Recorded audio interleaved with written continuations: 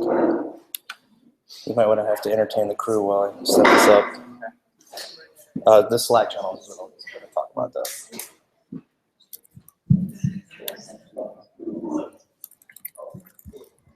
Well, so here's the Slack channel is Slack, but we've got a Slack channel for this group.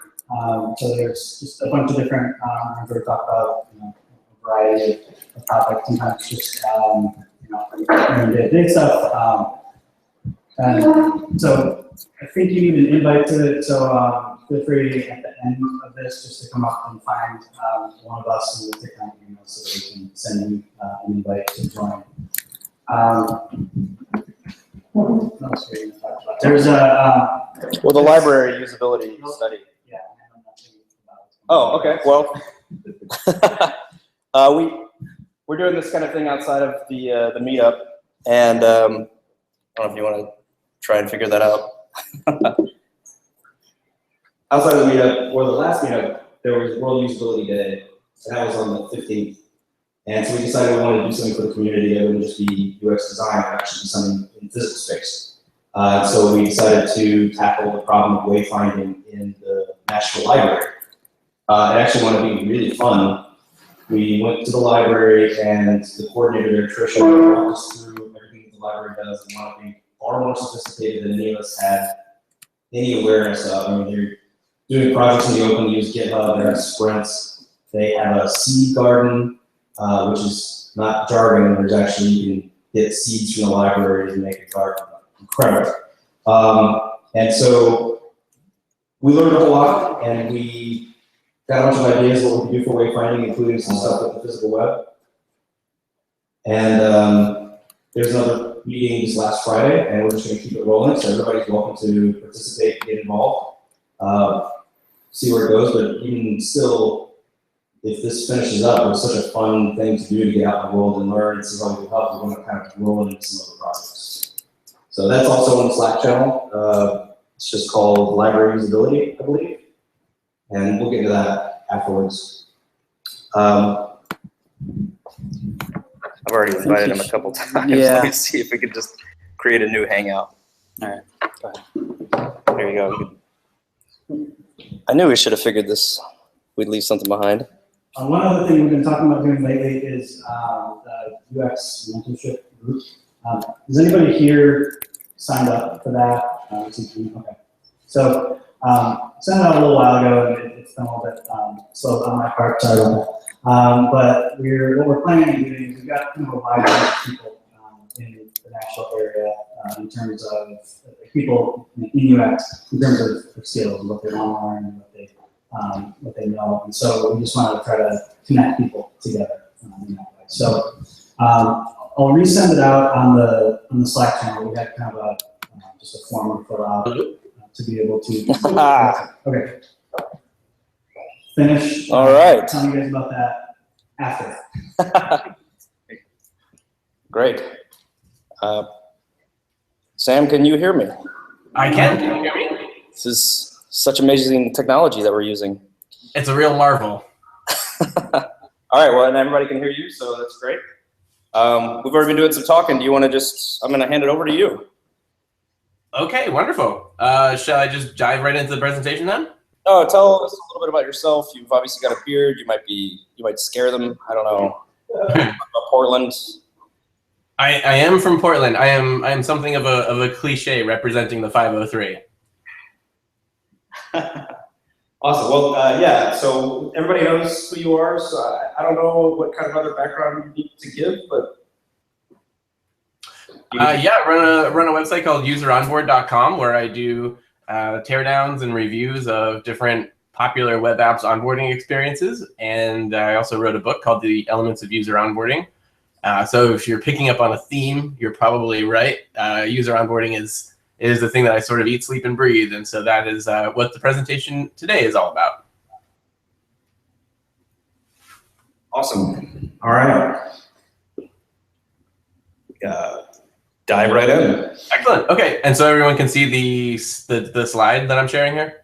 Yes. Perfect. Okay, so to get started, a lot of times people ask me about just defining what is user onboarding? And if you ask a lot of people, a lot of times you'll hear that the onboarding will be defined as something along these lines, which is sort of like an interface layered on top of another interface meant to describe the interface that it's covering up. And you can kind of zoom into to show detail here. This is a garage door opening app, and there are a lot of arrows pointing at different sections, reinforcing the labels and the interface of the screen and things along those lines. And I think this is a problematic definition for a couple of reasons. One is that you're taking the entire scope of an onboarding experience and someone adopting a product into their life and taking on a change to their habits and their way of doing things, and you're reducing it down to a single design pattern, which in this case is like a wall of tooltips. Hey, Sam, one quick thing. We're seeing the first screen. I'm not sure if, are you still on the first screen or are you on a different, you have like a presentation mode? Oh, yeah. How about now? Much better. Okay. Well, my garage door is what I'm seeing. Okay. Let me try sharing my screen differently really quickly. Okay. I like this is very in the open, you know, as we're figuring this out. Right. There is no fourth wall here. Yeah. Let's see. If I do this. And then this. Can you see now? That's not fair. Okay, perfect. Okay, so yeah, so as I was saying, a lot of times people will say that onboarding is kind of defined as this sort of thing where you have all of these controls and pointers and tooltips that are pointing everywhere and things like that. And here you can see it in more detail. It's essentially, you know, an app for opening a garage door, and it has, you know, a lot of instruction. And so I was saying that the definition of or defining onboarding in these terms can be limiting because you're taking on this whole behavioral change that someone's looking to, you know, have in their life, and you're kind of just defining it in the narrow scope of a design pattern. And the other reason that I find this definition problematic is because if you were to pick a design pattern, this is really not the one that I would recommend going with, largely because people really hate it a lot of the times. This actually came up on my radar through Twitter, and somebody had posted it with the caption, "I think this app is trying to teach me a football formation." And, you know, to his credit, for you know, an app that's essentially the functional equivalent of this, like, it does seem like the introductory material is pretty verbose. And so, you know, to his point, the question that arises to my end is, how do we get here? What sort of design process resulted in this person encountering something that opens the garage doors and feeling like they're being tempted to be taught a football formation? And I think a lot of times, like, if you think of the onboarding design processes, or sorry, the product adoption process for a user as kind of like going from 0 to 60 within your app, a lot of time design resources are invested in that 60 state, where if you have, for example, in this case, like an analytics platform, there's all kinds of interesting data in there going back 6 months with cool peaks and valleys. And there are all these insights just waiting to be discovered, and different modularities that have different colors and charts that have different percentages and so on and so forth. And that's all well and good. That's great, in fact. But if your product only really is designed for that state, once someone's been in it for 6 months, and if they immediately encounter it and instead is like, oh, right, everything's broken when there isn't any data in there, it just says like zeros and bad and no and things like that, that if you're not helping people make it through the first 5 minutes of your product, what is the likelihood that they're going to make it to that 6 month mark where there is all of that interesting data? And so by way of illustration, I have a metaphor where, of course, you want to design for your core product use. You obviously, like if you're designing a plane, you would want to design for flight. That's the point of a plane. But if you're purely designing for that, that would lead you to some interesting design decisions. Like, you don't need doors to fly, so why would you have a door? And you don't need wheels to fly, so why would you have wheels on your plane? But if you have a plane with no door and no wheels, it's never going to get off the ground, and it's going to be essentially as valuable as having no plane at all. And so instead of building a plane, or in our case, a product, specifically for that up and running state only, and then eventually, essentially, like at the 11th hour being like, oh, right, there's kind of like a starting problem here, and then just go like, get in somehow. And like important, like don't scrape the bottom. There aren't any wheels. You're essentially just pointing out the areas where you made things more cumbersome and difficult to overcome than you are providing guidance and help necessarily. And so I have a saying, which is to start your designing where your users start their using. That if you can't get someone in through the sign up process or through the activation process or through the first 5 minutes or through their second visit, a lot of the advanced features and the advanced use of your product that you're investing resources in might not be the most helpful kind of thing. In fact, if you think about it from one standpoint, if you're coming out with a new feature for your product, that might be relevant to some of your user base some of the time, possibly even most of your user base most of the time. But by definition, onboarding is something that every single user experiences at a really, really crucial time, which is when they're very first beginning to evaluate your product and give that relationship a chance. So I really recommend, like, if you can't get people through the first 5 minutes, then really focus on that instead, as opposed to going further and further on more advanced features and a broader feature set and things like that. And interestingly, if you look at the world of video game design, which I spent a lot of time in when I was researching for the book, especially regarding like first level design and tutorials and things like that, you'll find that, you know, classic video games like Mario Brothers are sold like, I think 60 million copies. Like the endings are just awful. Like here, you just battled your way through 8 surreal worlds of non-human enemies to save a princess. And like the ending is just like a text, basically, like, thank you, like the quest is over, we're finished here. And instead, looking at the amount of attention that they poured into the first level, by contrast, where it's really immersive and really pulls you in a way that they provide no interruptive or verbal instruction. It doesn't say mushrooms are good and question mark things are usually good and don't touch the little guys that are crawling towards you. It's all just provided there for you to experience firsthand and to learn in an immersive kind of way. And it's really, really interesting. I strongly recommend watching this video. It's not even 6 minutes long. If you do a YouTube search for Mario 1-1, this is the thumbnail to click on that will show up. It's really amazing how much attention they poured into creating that immersive experience for that video game. And because they knew that if they spent all their time on the ending and let the beginning of the game suffer because of that, then it would be a really small amount of people who would ever make it through would even like get engaged with the game at all. And if they didn't have the beginning work really well, it would be really unlikely that people would ever make it to the end anyway, even the people who did get started. And so interestingly, in watching this video, there's a comment from a gentleman named T-Chaos itself, who said, I didn't know this much thought was put in the first level, and I didn't know I learned so much about the game while I didn't notice it was teaching me. And as a designer, that's an ideal that I really strive for, to present someone with an experience that gets them up to speed without them feeling like they're being taught or being instructed in any kind of way. And so with all due respect to the Garage Door app opening team, I do think we can do better. And I would like to use the rest of this talk to dive into the different kind of ways we can approach that. Is everybody still with me? Oh, wonderful. Okay. I wanted to go silent for a while. I imagine myself talking to myself here for 10 minutes. Okay. I hope you're laughing because there's a lot of laughs. So. Okay.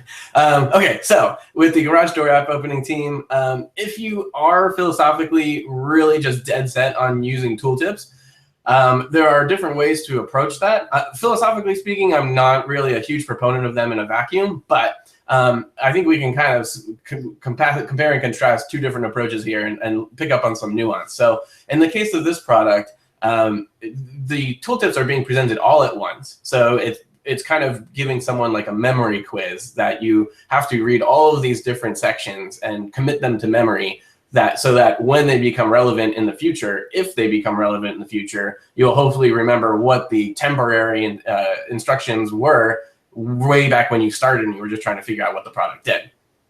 Another element here is that you can see like there's that kind of dark gray element to the screenshot. Like it's actually actively preventing you from interacting with the product itself. It's an entire screen state that needs to be dismissed before you can actually go in and take any sort of material actions. And so that's another concern. And then the last one is that there are things that should just hopefully be pretty obvious from a user interface standpoint that hopefully really wouldn't need to be pointed out, like at the top where it says place name and it's pointing to my home, or tap to control open/close on/off. Like if your interface is so fundamentally broken that people don't understand what the core elements of it do or are, that's an issue that tooltips presented one time right when somebody's diving into your product probably aren't going to be the best way to approach fixing. However, if we contrast this with something like Optimizely, which is all about getting you to run split tests on your websites, they approach tooltips really differently. For one thing, they have just a single tooltip at a time that says, here's getting you to do something, essentially. It doesn't prevent you from clicking anywhere else in the interface. You're still completely free to explore to your heart's content. And also, the tooltips are invested in getting you to take a specific action.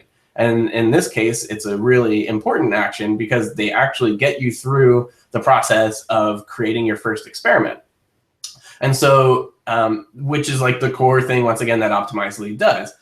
So if we make our way through this tooltip tour, we're not only learning about the interface, and in fact, that's kind of a distant second, to just creating something of consequence. And surely enough, once we get to the end of the tour, it presents us with a congratulations, which is nice. And then it recommends that you start a free trial so that you can activate the thing that you just made, or at least save it for activating later. It's a really natural request to make at this point, where it's clearly to the user's benefit to do this because they don't want to lose the thing that they just made.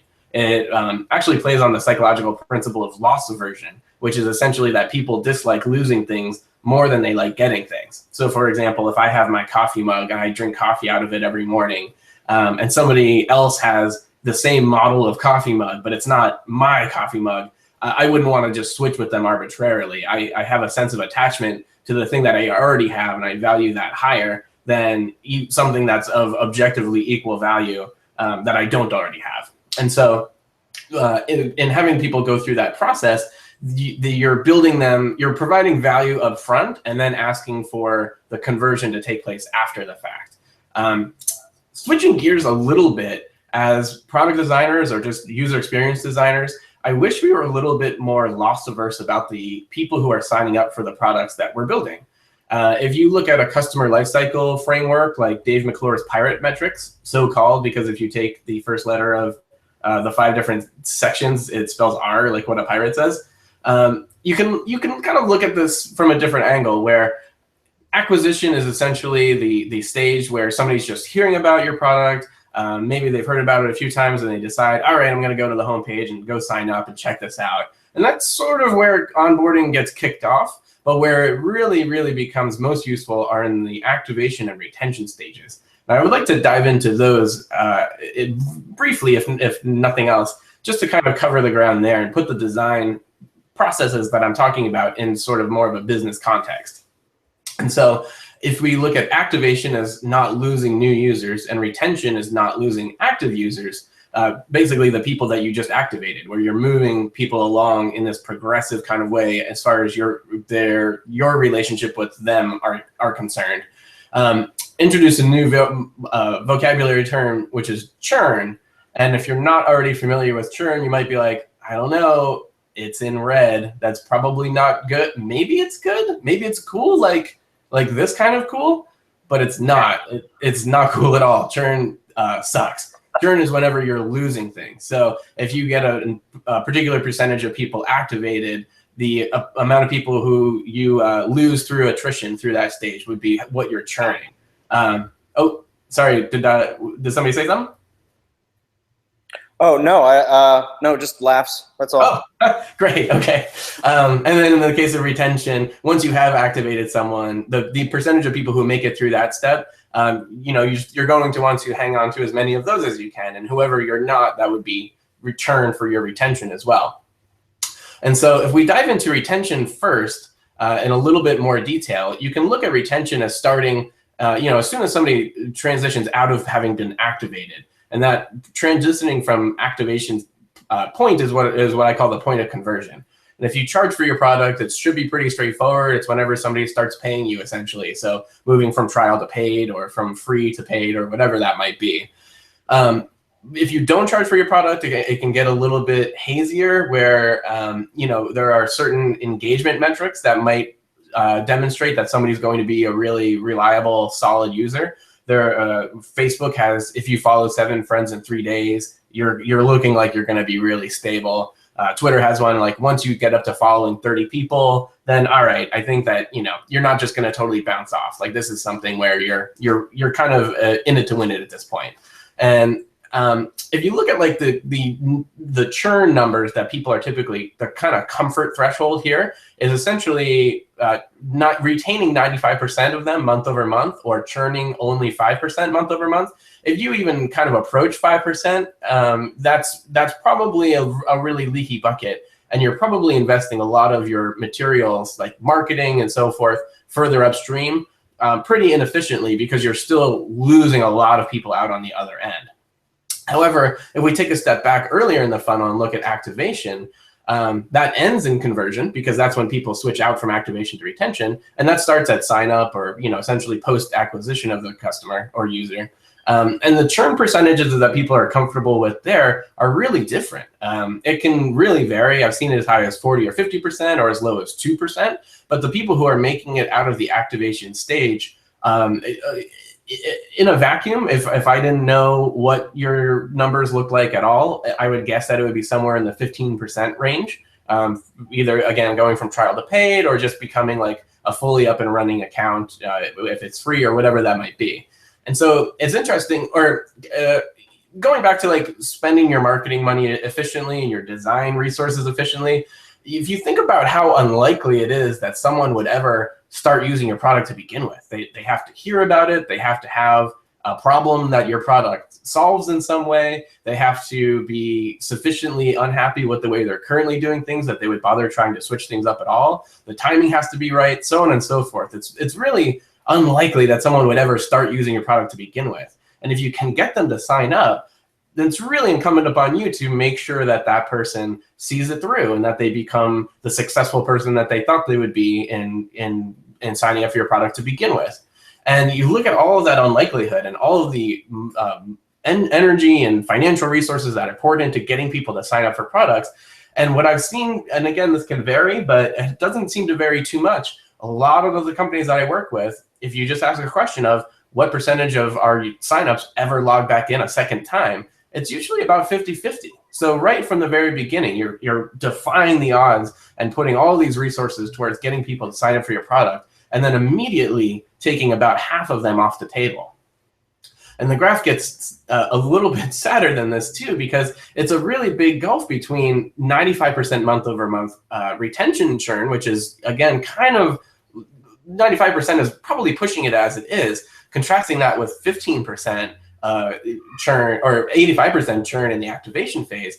It gets sadder one more time, which is the last time, I promise, because it's not just 95% versus 15%. It's 95% of 15%, that you can only retain the people that you convert. And so if you're really like seeing a very high, to use maybe an overly stretched metaphor, like an infant mortality rate in your user signups, there are probably a lot of really big gains that you can have there to increase that number. Even just going from 15% to 20%, you can really make some serious headway in that way. And so going back to the design pattern world, there are ways to get people to take actions and to get up to speed in products. But if it's just an initial flash of a tour that people are coming in and just going next, or just dismissing entirely, then you're still left with kind of your quote unquote naked product, or it's in its natural state, that they need to figure out how it's going to work. And so a lot of times I found, if you do have a tooltip tour, or really kind of any like wizard or walkthrough or anything that's welcoming people to the product and then eventually dumping them into it, you still need to have that dumping them into it experience nailed, because a lot of people will be skipping that introductory material anyway. Another example in the mobile world are these these like slides where you have to swipe to get into the product, and they seem like, oh, we're so excited and happy to tell you all about ourselves, and like, here's why we're the coolest. And I mean, I've seen time and time again, you know, there are these little dots at the bottom that basically tell you how many times you have to swipe, and people are like, oh, okay, I just started using this product, like, and they just go through it. Like, interestingly, it's the same gesture that you use to dump somebody on Tinder, where you're just like, no, like, oh, okay, I just have to like dump you 4 times, and then I can go in and start doing something of consequence. And so people just blow through these, and if you don't have a really quality experience waiting for them, that almost one that considers the introductory material to be completely optional or non-existent and still really rocks, that's really what you want to look for. And if you don't, then that can be really problematic. But so, for example, I really like the live chat software, but I pick on them for this all the time, which is they have this introductory tour where you click next like 3 times, and you have no optionality or control over the process at all, where you're going in and you there's no way to avoid landing on this screen, I guess is essentially the main point of what I'm saying. And it's kind of like walking into your own personal ghost town. Like, there are literally holes at the top of the screen that have nothing in them, and like even the holes have holes. And then at the bottom, in this like particularly sterile, almost accusatory type treatment, it says, "You have no chat." like you monster. Like, what are you doing with your life? Where it's like, oh, live chat, I'm so sorry, I don't know how did I even get here? I just clicked next 3 times like you told me to. Like, I guess something went really sideways somewhere. And so instead of having this experience where it's like almost like you're admonishing someone for having not done something, especially if it's something that they couldn't have possibly done before experiencing it, that's a real tone personality kind of issue. Another gem that I uncovered from YouTube circa 2007 was, "You have no friends," which is like, oh, awesome, YouTube. This is such a wonderful way to kick off this conversation and relationship with you. I can tell things are really going to go places here. And so instead of taking this kind of approach, a company that I think does it really well, or did it before they completely overhauled their product, was Basecamp, where they, instead of just saying, "You don't have any projects," instead, they say, "Welcome." There's this like orange brush thing where it's like, oh, this doesn't feel like it's going to be around for a long time. I should probably check it out. Maybe that's where I'll start. Welcome! Exclamation point. Whoa, so I love the enthusiasm. Things are kind of getting kicked off pretty well. And then instead of telling me that I don't have projects or that just having holes where projects would go, they actually created a project, kind of like on like a cooking show where they're like, here's what I prepared earlier. So they're providing that sense of reference of where that finished product will go once I go in and start making some changes for myself. And interestingly, like, the title of the project is Explore Basecamp, and if you explore that project, inside the project are all kinds of other self-referential things, where a to-do list isn't just, hey, this is a to-do list, fill me up with things, but it actually already is filled up with things that provide their own instruction. And so they've taken the getting started and going from 0 to 60 moment and greatly increased the likelihood that people are going to go from 0 to anything at all. Another example that people really love is Slack, for numerous reasons, but there is such a degree of personality and warmth to the way that they welcome you, where here they say, "Hi, Slackbot here to make things easier for your teammates. I can set up a few personal details for you. To start, what is your first name?" This request for information could have so easily been in a really, really, kind of like before, sterile, clinical, onboarding wizard where there's just a form and it says first name and you enter it, and it says last name and you enter it, or whatever that might be. But instead, they're doing 2 really interesting things here. One is they're taking they're taking that introductory process and they're injecting it with so much personality and such a human feel, where it's saying, "Hi, Slackbot here to make things easier for your teammates." So it's wrapping it in the context of, oh, I'm providing my name so that it's easier for my teammates to find me. That makes sense, and kind of gives me a good idea of what kind of name I should enter in here. And then it's also, on top of that, doing another really interesting thing, which is getting you to enter that information through the core use of the product. Instead of having this be something that you enter completely in this completely abstracted pre-product kind of way, this being team communication software, they actually have you enter this information through the core use, which is to chat. So you're chatting this information to them instead of just entering it into fields.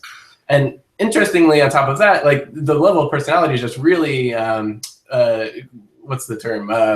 It wins you over. Like Slack, at the top it says Slackbot is pretty dumb, but tries to be helpful, which I want to put on my business card. Like it's such a nice little sweet thing to say. And it's kind of disarming in a way. I think that was the word I was looking for. But so say you get people fully up and running and they've entered their first name and last name and their account is fully created, like they're activated and they're up and going in the product. The question then becomes, now what? And that's actually a really, really important question to answer. There are two different approaches that are, the concept that I'd like to introduce are essentially progression systems. And there are two different kind of flavors that I've seen the most out in the wild. On the left is a to-do list, like what Dropbox is providing, where you can have that really satisfying experience of crossing things off of a to-do list. And then on the right is LinkedIn, which has an almost notorious completion meter that says you're blank % complete, go do this thing now. And a lot of times when working with companies, people will be like, oh, great, totally get it. Like we want to get people from 0% to 100%, so they're fully up and running. And the question becomes like, well, what does fully up and running look like? And what are the steps that are really needed to get someone from that place to the other? And a lot of times companies have a struggle with this. And so I like to use this exercise or just this sort of metaphor to get people thinking about it a little bit differently and less about the design items that would go inside a to-do list or whether you should use a to-do list or a completion meter, but instead just thinking a little bit, taking a step back essentially.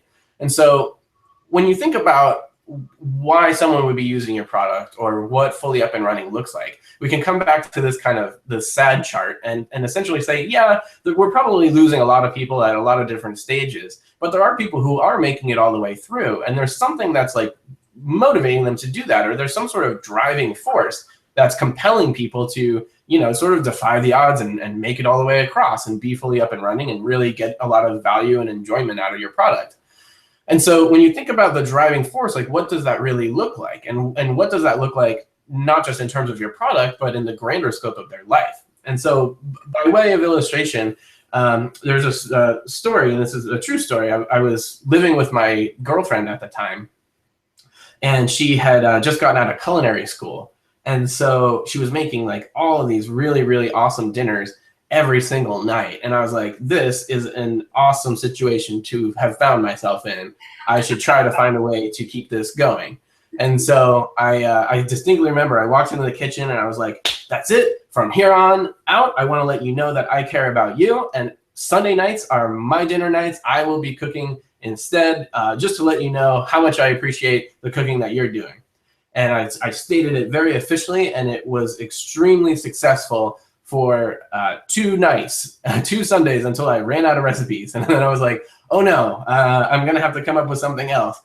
And so I was like, I know, okay, I got it. I'm gonna go, and I bought a grill. And I was like, this is perfect because it's like, it's kind of apples and oranges to the kitchen. So I'm not trying to like hold myself up to like culinary school level quality. It's kind of manly. Like this is kind of perfect. I can do it alone outside. This is what I'm gonna go with. And so and helpfully, the Weber, the company who sold the grill that I bought, provided assembly instructions that made it pretty straightforward to get the whole thing put together. Just took a little bit of time, not a lot of swearing. It was all a pretty straightforward experience overall. Getting the grill assembled, however, was not the point of why I purchased the grill. I didn't purchase the grill because I wanted to become a better grill assembler. I purchased the grill because I wanted to become a better outdoor cook. And so even if I had gone through this assembly process with absolute no friction whatsoever, it was still essentially a sunk cost because I had invested my time in going to the store to purchase the grill, and I had invested my money in having purchased it, and then I invested more time in coming back and assembling it. And if all that had happened from there on out was that it just sat on my patio and collected dust, then actually I would have lost on that entire enterprise because everything that I had done leading up to that was an investment in a potential future value or growth as a person, which was to become a better outdoor cook. And I was basically no closer to that than when I had initially started, or before I had started. And believe it or not, I was not immediately an amazing outdoor cook. There was a time that I was grilling ribs, and like this should never happen, especially when you're grilling ribs. But I was, and a fireball shot out the bottom of the grill, and it made like the whole like sound, and I was like, oh no. I was talking to my friend while it happened, and it was an extremely embarrassing experience. But so ups and downs as far as that were concerned. But Weber did another thing where on top of providing the grill assembly instructions, they also provided all kinds of content around a mobile app where you could reference what temperature meat should be cooked at, and a website where you could look up different techniques and recipes, and a book that I actually do have in the top right, which I highly recommend, which is a really good grilling cookbook, and a YouTube channel where instead of just showing you how to operate the grill, they showed you how to cook really interesting dishes that happen to be cooked on a grill. And so the investment that they were making with this content, or with this, I guess you could even call support, was never grill specific, and it wasn't constrained just to the context of how to use the grill. It was about how to become that better person you were hoping to with the grill in your life, essentially. And so I think that led to me becoming a pretty good griller, and also led to perhaps me being able to convince that girlfriend to marry me. And we have a son who last summer got a little grill of his own, and it's a very heartwarming story in that kind of way. And so I use this story to illustrate an idea about onboarding, in the sense that, yes, we can define onboarding as being a small part of the initial product experience, but we can also take a step back and look at the product experience as being a small part of an overall life experience. And thinking about onboarding in these terms can really help set a proper context around what sort of design approaches we take. And it also just feels a little bit more substantial, where instead of defining onboarding as getting people from point A to point B in your product, it's a really, really a much better feeling to think of it in terms of getting people from point A to point B in their lives. And I find that aligning all of the product details around that life transition really sets them in that proper context. And so another example that I use here is the Super Mario graphic, where on the left there's the runty, stressed out Mario living a really fearful existence, nimbly running around, and if he touches particular things, then he dies. And the stakes are just really high all the time, a high level of insecurity for him. And then he encounters a fire flower and becomes this supersized, bombacious, fireball-throwing giant Mario who can stomp on enemies, and if he touches them in the wrong way, who cares? He'll just shrink back down. You can throw fireballs from afar, and when he runs into bricks, they explode, and it's a way cooler way of going through life. And when you watch people play the game and the fire flower pops up, people get really excited because they're anticipating that cooler future state for themselves.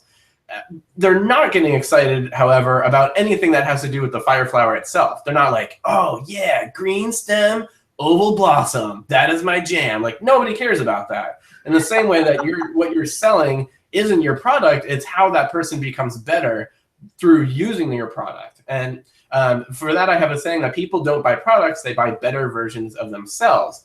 And really, as far as onboarding is concerned, and your product value delivery process is concerned in general, it's about getting the person to experience that better version of themselves with your product in their life, not about getting people to use your product more often or to be railroaded through quote unquote activating features or anything along those lines.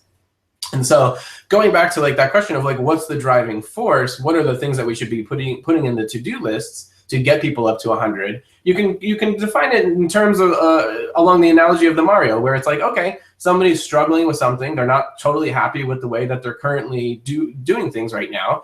With our product in their life, they can be the cooler fireball throwing version of themselves. What does that transition look like, and how can we incrementally progress people from one side of that to the other?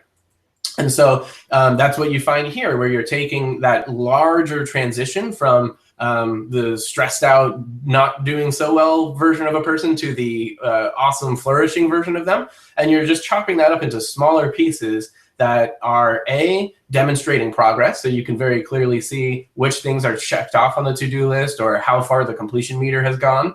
And they're also chopping them into smaller, more consumable pieces so that it's not making it an all or nothing proposition where someone can come in, take a couple actions, know that they're making progress, get that feedback, and then come back later and do some more until they make it all the way across.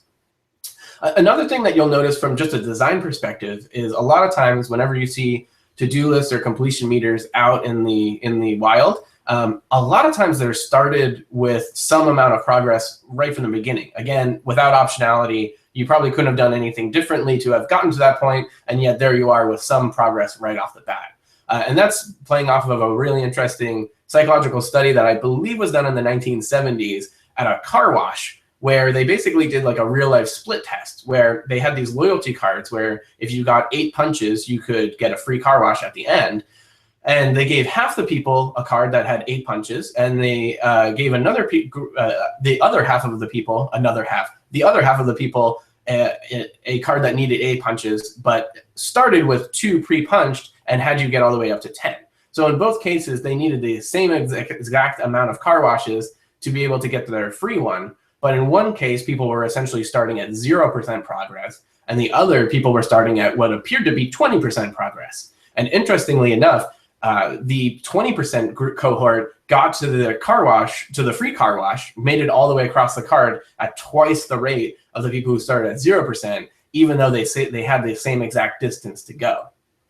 And so really interestingly, you can see this in play with Quora, for example, where there, again, like with live chat and with a couple other examples, you kind of go in and click next, next, next, next, next to go through a tour. You have no options to do anything other. You're dropped into this screen state just as it is. And if you look at the top right, you're given a 5-step checklist with 3 items already checked off. Like you're essentially starting at 60%.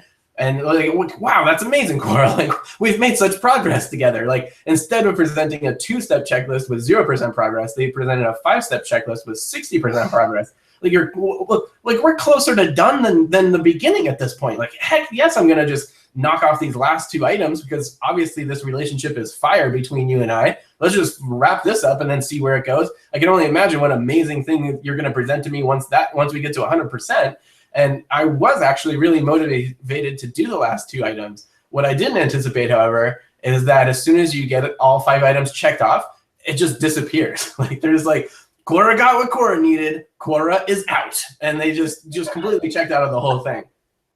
It was really kind of amazing to me. And so unlike Quora, one thing that I really do recommend is to celebrate success with the user at any opportunity that you have to, once again, reinforce that they're making progress, give them that positive feedback, give them that reassurance, things along those lines. And so one example that I really love to use is Shopify, where they take like the idea of a success state, which could be just like a little inline message that says, oh, yep, your email was validated, or any kind of like positive feedback, and they just exploded it out to this gigantic proportion where this is a transitional state between having created your store and putting items in your store for sale.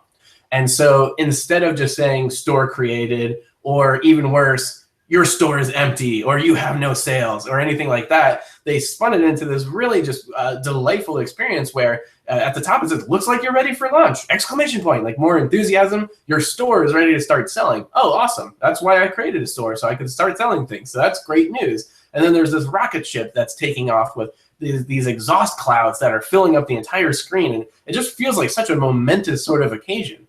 And so whether you go full screen or inline message or just a little checked animation or a little blurb at the top that welcomes people or congratulates them for doing something, any opportunity that you can have to add that positive reinforcement and just give people feedback that lets them know they're heading in the right direction and that what they're doing is consequential and to their benefit, I strongly, strongly recommend. And so on that note, I would like to thank you very much for having me here, and I end on a positive note myself.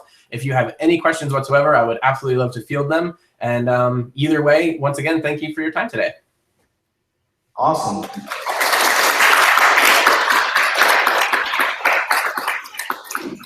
All right, thanks. That was great. I guess I have a bunch of questions, but I'm not going to forward the microphone. Does anybody have any questions at this moment? Okay. Well, in the meantime, yep. Okay. Yeah. Thanks for that. It was a great presentation. Somewhere in there you mentioned Bandcamp, and you said they had a great user interface until they changed it. And so I'm wondering, is that a case of fixing something that was not broken? Yeah. Well, yeah. So so the question is, was that a case of fixing something that's not broken? Is that correct? Yes. Yeah. Well, so I should. Let's see. There's probably a lot to unpack there. For one thing, when I'm making recommendations for a design that seems to work well versus one that doesn't seem to work well, that all of that should really be wrapped in a caveat that I don't have access to their conversion metrics and things like that. So I've worked with too many companies at this point where I've gone in and been like, oh, this part seems pretty weird, or like that's a funky step. Like you're probably losing a lot of people there. And the designers are like, oh yeah, we hate that too, but it just works really well for some reason. Like we can't figure it out, but everything else that we throw at it, like that's the one that just does the job the best. And so I would like to be really clear that what I find to work well because of my, I guess, UX sensibilities or how well they conform to best practices or things along those lines is not like an objective ruling on what actually works or doesn't, or fixing something that isn't broken and so on and so forth. Specifically in the case of Basecamp, they just overhauled their entire product. And so that wasn't something where like they didn't go in and like split test what different welcome screens were working better. Like they just, as far as I know, completely blew everything up and started from scratch. So my assumption is that they, retained the spirit of it in some way, but I think it's a kind of a substantially different product at this point. Yeah, for sure. That's true. Anybody else? I'm gonna get started on one then. You got one? Go for it. So you talked about a couple of different psychology principles, and this is partly based on having seen your teardown of Ashley Madison. I'm curious what you had to say about your thoughts on dark patterns. My thoughts on dark patterns? Yeah.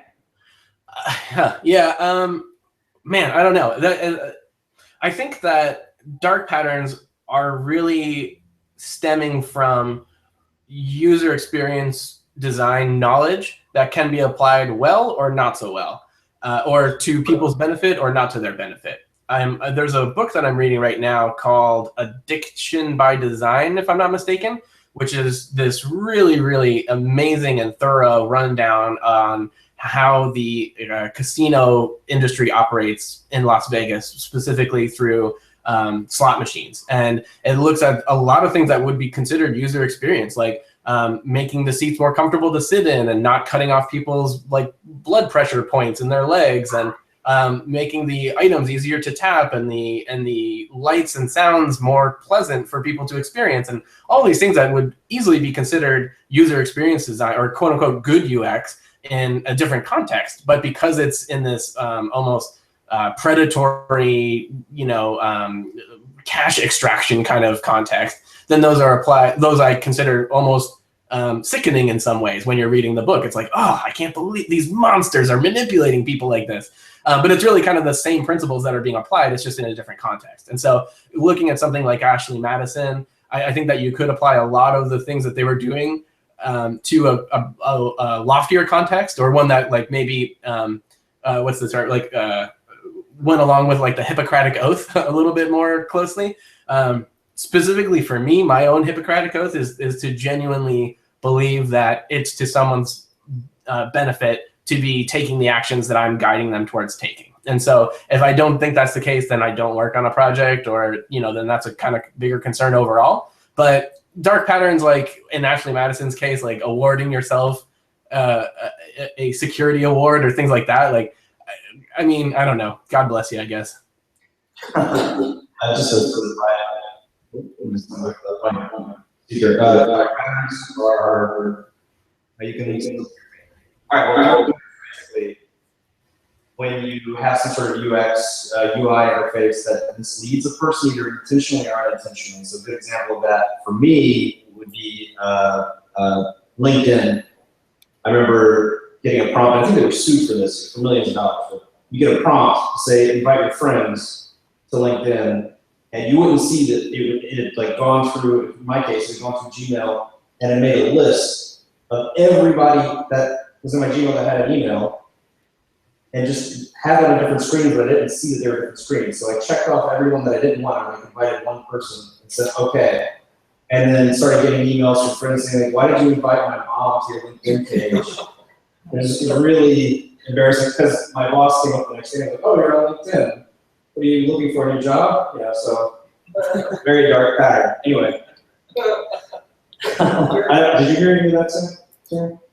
Yeah, I agree. I mean, yeah, regardless of the context of whether it's to someone's benefit or not, I would say that tricking people is not a great way of doing business. Any other questions? I'm gonna field one then. So a lot of what you're talking about is, I'm seeing, you got this philosophy or psychology, and I'm seeing that explains a lot of recent UX trends. For one, pushing back the sign-up phase is something we're starting to notice, where you might have a couple of years ago seen sign up first, and then you get the app explained to you. Now, let's walk you through it. And another one I'm seeing lately is intercom, where you're just starting a conversation with a real person. I was wondering if you had any thoughts on intercom or things like intercom. So specifically in Intercom's case, you're chatting with someone at Intercom through the sign-up process? Is that what you're saying? On their side, but you also, the service is basically an IM that's on your marketing page, and sometimes it'll pop up and say, hey, how can I help you find something? Or you can just hit the support button and ask a question. They'll either respond immediately or you'll get something in email. And it kind of links to what you're talking about, activation and conversion, putting your marketing focus on explaining the value of the app. But I don't know if you would consider that onboarding or not. Yeah, I mean, I would say that my definition of onboarding is pretty fuzzy, or it's less restrictive than maybe what others would be. I would typically say that your product exists in the world where someone can adopt it and when using it to their fullest, be more capable than they were otherwise. So, you know, I get a grill and I am more capable at outdoor cooking than I was before I had a grill, for example. And this onboarding I essentially see as ramping people up from to fully experience that capability as much as possible. So onboarding to me is something much more like as a continuum or kind of this ongoing state where if you're a product, say someone is totally up to speed with your product and they're doing really well, and then you release this awesome new feature that helps them do things even better, that to me would be a pretty clear onboarding opportunity for that new feature, for that extended capability that you're providing people. So yeah, I definitely don't want to diminish the importance of that first experience or the first few minutes in the product and making sure that those are really, really well attended to. But at the same time, to my mind, onboarding is much less about setting people up and as it is about getting people back and returning to the product over and over again and getting the fullest that they possibly can out of it. So, you know, if that takes place through chatting with someone on your team, or that takes place through attending some sort of educational content that you're providing before people sign up, those to me are very much onboarding as well, in the same way that, you know, me becoming onboarded to being a better outdoor cook involved me watching videos on YouTube. Like that had nothing to do with the grill that I had purchased or using it, but it still helped me further along on my way towards becoming what I was hoping to. Awesome. Yeah, that's a good way to put it. Another thing I really like about the onboarding is that it seems to be much more, you sort of figured it out from first principles or a strategy rather than research, because it seems like a particularly wicked problem to rely on data, you know, because it is the first time use, and it's you don't have a steady base of people to try out your product on if it's brand new. I'm saying that very poorly, but it's been a long day. How did you come about did you just sort of figure that out, or did you read other works that were influential to thinking this way? Figure out specifically which part? Right. The how to think about, I would say, the empty states, the parts of the experience that people don't commonly think about or spend time on. Yeah, that's would be hard to get research on. I guess I would say, yeah. I mean, it came from just a general user experience in my life. But on top of that, I also had worked as customer success lead at a SaaS company. And in that situation, we didn't get a huge volume of signups because it was kind of enterprisey. So we could really attend to each one. And so what I would do is just sit there and watch someone sign up. And in the user database, I could see which actions they had taken and which ones they hadn't. And so if somebody had signed up and 20 minutes, 30 minutes went by and they had done 2 out of the 5 things they had to do before they could even get value out of the product, then that would be an opportunity for me to reach out to them and be like, hey, I just got an alert that you signed up with us, but you didn't get a chance to do X yet. Did you run into a problem that I can help with? Do you want to jump on a screen share and things like that? And so I did what I guess you might call like very informal usability testing. And I would have that person show me how they had gone through the sign up process and where they had stalled out. And then that would generate a lot of insights for me to go then turn around into recommendations for the product to be changed, so that not only was I helping that one person make it overcome that issue, but then we were also removing that issue for thousands of other people who would be following them.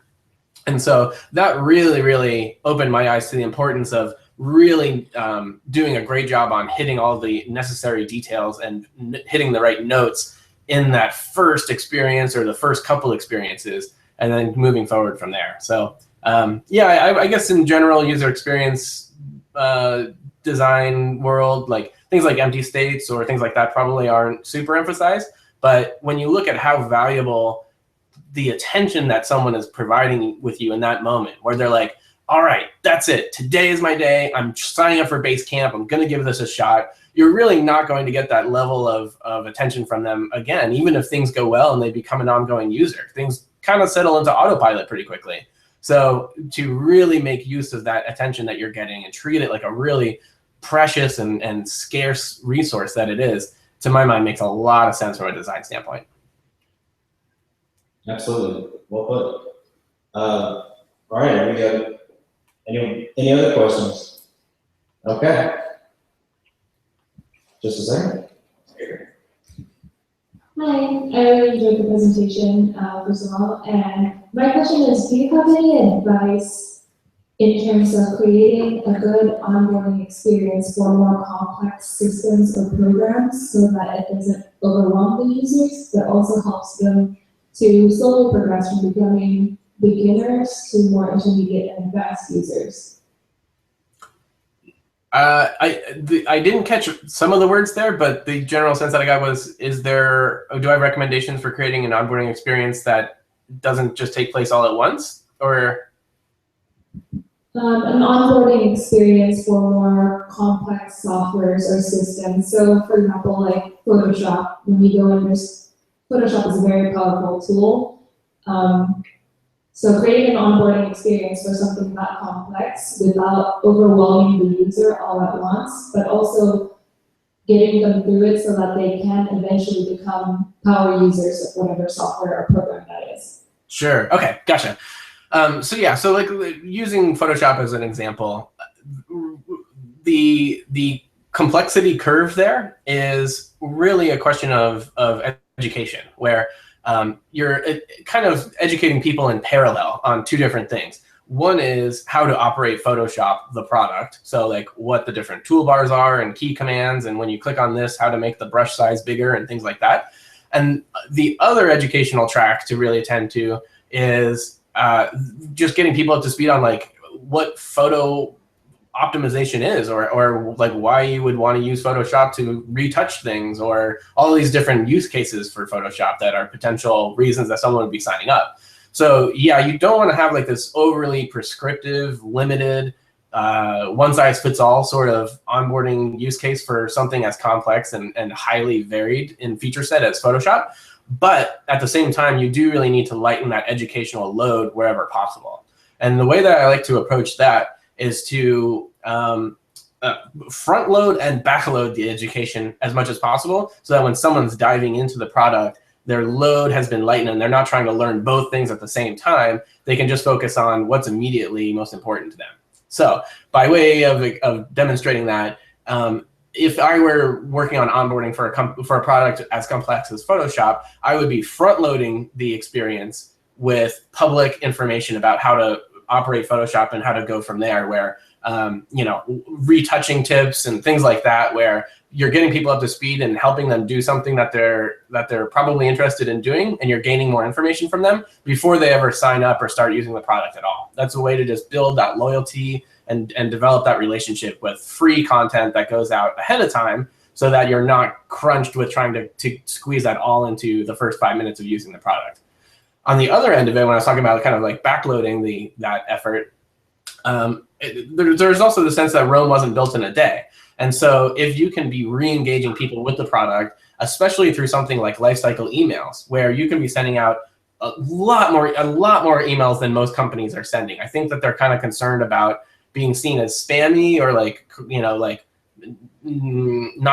not valuing the relationship with the sign up or whatever that might be. But if someone's not doing something in your product, or if they're not doing anything in your product, there really isn't that relationship to be concerned about. There isn't one at all. And if you don't want to be spammy, then just don't send spam. It's a lot easier to send emails that are genuinely helping people out and are really actually invested in getting them to do things that are leading them to a better life in that way. So my recommendation, open up as much free content as possible, so that there's less of that bar to jump over when someone's first signing up, that they've already coming in with some momentum and assistance. And then whatever possible, to put on tracks a really rich lifecycle email campaign after they sign up, to help make sure that they are continuing to come back to the product and continuing to grow in their capabilities with it over time. Yeah, that sounds actually a lot like when you're explaining the Weber grill. The grill itself might be pretty simple, but cooking is really complicated. So they have all this supplemental material that encourages you and inspires you. So that makes sense. Well, I'm happy to hear that. All right, we've got about it's been about an hour, so I mean we could keep you the whole time, or just make sure everybody here checks out. Oh, you got one? Okay. So our product is a subscription video on demand product, and being fairly new, we a lot of times are tempted to look at Netflix and Hulu and see how they're doing their onboarding process. And my question is less about Hulu and Netflix, but more about what's your take on benchmarking for what other competitors or people who are really the champions in that space, how they're doing it. Are you wary of copying other onboarding processes, or what's your take on that? Yeah, so for product design in general, I would tend to not assume that other companies know a whole lot more about design than you do. And so as far as just copying other people blindly, that's something I don't recommend in general. And even if they did know better than you do, they're also serving a slightly different market with a slightly different product. So it's not necessarily true that that's going to port over either way. But especially in the case of onboarding, I've found it to be time and again such an area of oversight for so many companies that I would say, especially in that case, I would strongly recommend not assuming that the best and brightest minds had necessarily worked on that particular part for that product. Some products really lean into it. A large majority of them don't, in my experience. Thanks. You got a follow up to that, or? Yeah, I'm hopefully doing something about it. But yeah, I mean, it's just crazy to me how so many products work on, their roadmap is essentially just pounding out new features and hemorrhaging users who are signing up on an ongoing basis. So, fortunately, the business case can be made for it as soon as someone realizes the value there pretty easily. Just looking at lifetime value of customers and what even a small hike in percentages of those people converting would look like. But yeah, it's I think that the reason that there's the oversight there is because traditionally speaking, most product companies will have a marketing department and a product department, and the marketing department is primarily concerned with getting the name of the company out there, and doing PR and user acquisition and driving traffic to the site. But then as soon as someone signs up, like marketing kind of is like dusting off their hands, saying, okay, this is like the end result of what our efforts are, and their interest really kind of tapers off rapidly from there.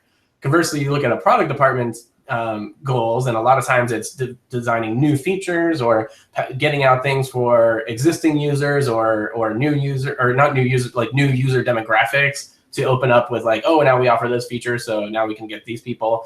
But as far as like paying close attention to make sure that the signups that marketing is generating become the up and running users that the product team is designing for, is something that organizationally I don't often see. And so usually for someone to really make a change with onboarding, they have to kind of play out a position or almost invent a new department in that way. A lot of times you'll hear that be called like a growth hacker or conversion rate optimization or whatever that might be. But usually I find it to be an organizational problem that results in a design problem. There's a term called Conway's Law, which is basically that the thing that a team produces will be organized in a way that reflects the way that the team was organized. And until the team is organized in a way that really, really sees the opportunity to lean into user onboarding, it's probably going to suffer from an experience standpoint. Yeah, that's a really good point. One of the two seem to be merging the products. I guess product marketing is kind of the blend. It's really interesting too, some of the examples you had, the more recent ones, Slack in particular, it's not just that they're onboarding well, they have such a convincing tone or demeanor. It makes me wonder, once that catches on and started becoming more popular, if like there will be fads of tone, for this whole year, everybody sounds disarming. Next year, everybody sounds too humble, Hopefully that won't happen, but I can see it. All right, well, I think we've about got it, unless there's anyone else. Okay, Samuel, thank you so much.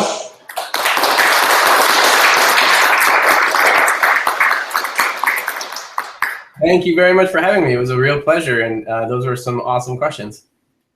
All right, well, we will see you on User Onboard. I'm going to go check out your latest one tonight. It's amazing.